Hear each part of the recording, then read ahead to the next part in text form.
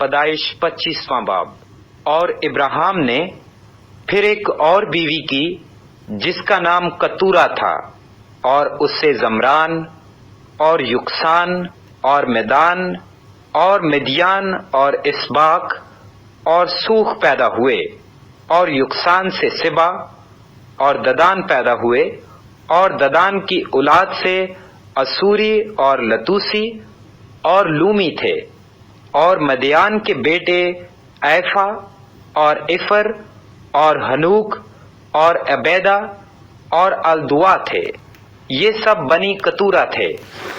اور ابراہیم نے اپنا سب کچھ اسحاق کو دیا، اور اپنی حرموں کے بیٹوں کو ابراہیم نے بہت کچھ انعام دے کر اپنے جیتے جی ان کو اپنے بیٹے اسحاق کے پاس سے مشرق کی طرف یعنی مشرق کے ملک میں بھیج دیا۔ اور ابراہیم کی کل عمر جب تک کہ وہ جیتا رہا 175 برس کی ہوئی۔ تب ابراہیم نے دم چھوڑ دیا اور خوب بڑھاپے میں نہایت ضعیف اور پوری عمر کا ہو کر وفات پائی، اور اپنے لوگوں میں جا ملا۔ اور اس کے بیٹے اسحاق اور اسماعیل نے مکفیلا کے غار میں جو ممرے کے سامنے حتی سوہر کے بیٹے افرون کے کھیت میں ہے اسے دفن کیا۔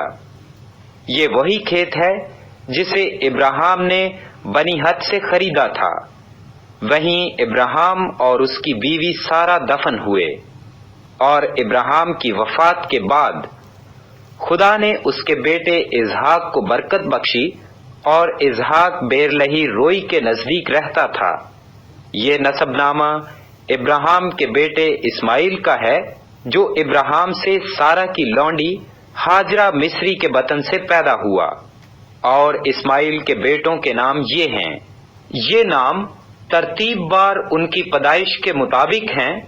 اسماعیل کا پہلوٹا نبیوت تھا، پھر کیدیار اور ادبائل اور مبسام اور مشما اور دوما اور میسا، حدد اور تیما اور یتور اور نفیس اور کدما، یہ اسماعیل کے بیٹے ہیں۔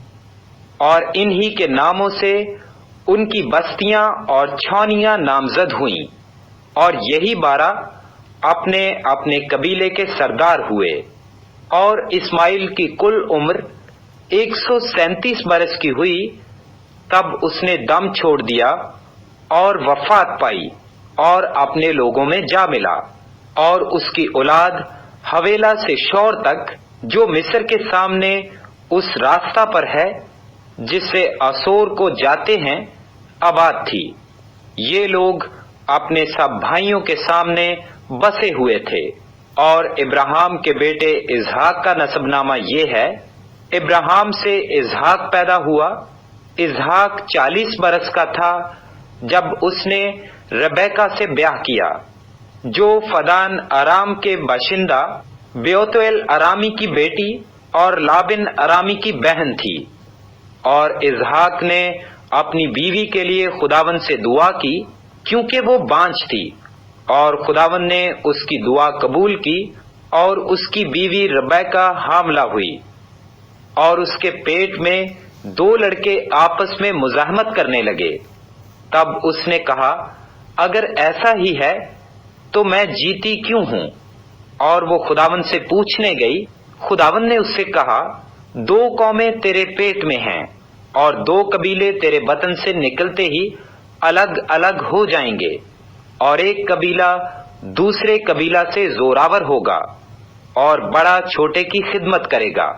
اور جب اس کے وضع حمل کے دن پورے ہوئے تو کیا دیکھتے ہیں کہ اس کے پیٹ میں توام ہیں، اور پہلا جو پیدا ہوا تو سرخ تھا، اور اوپر سے ایسا جیسے پشمینہ، اور انہوں نے اس کا نام ایسو رکھا۔ اس کے بعد اس کا بھائی پیدا ہوا، اور اس کا ہاتھ ایسو کی ایڑی کو پکڑے ہوئے تھا، اور اس کا نام یعقوب رکھا گیا۔ جب وہ ربکہ سے پیدا ہوئے تو اسحاق 60 برس کا تھا، اور وہ لڑکے بڑھے اور عیسو شکار میں ماہر ہو گیا اور جنگل میں رہنے لگا، اور یعقوب سادہ مزاج ڈیروں میں رہنے والا آدمی تھا، اور اسحاق عیسو کو پیار کرتا تھا کیونکہ وہ اس کے شکار کا گوشت کھاتا تھا، اور ربکا یعقوب کو پیار کرتی تھی۔ اور یعقوب نے دال پکائی، اور عیسو جنگل سے آیا اور بے دم ہو رہا تھا، اور عیسو نے یعقوب سے کہا کہ جو لال لال ہے وہ مجھے کھلا دے، کیونکہ میں بے دم ہو رہا ہوں۔ اس لیے اس کا نام آدوم بھی ہو گیا۔ تب یعقوب نے کہا، تو آج اپنے پہلوٹھے کا حق میرے ہاتھ بیچ دے۔ عیسو نے کہا، دیکھ میں تو مرا جاتا ہوں، پہلوٹھے کا حق میرے کس کام آئے گا؟ تب یعقوب نے کہا کہ آج ہی مجھ سے قسم کھا۔ اس نے اس سے قسم کھائی، اور اس نے اپنا پہلوٹھے کا حق یعقوب کے ہاتھ بیچ دیا۔ تب یعقوب نے عیسو کو روٹی اور مسور کی دال دی، وہ کھا پی کر اٹھا اور چلا گیا۔ یوں عیسو نے اپنے پہلوٹھے کے حق کو ناچیز جانا۔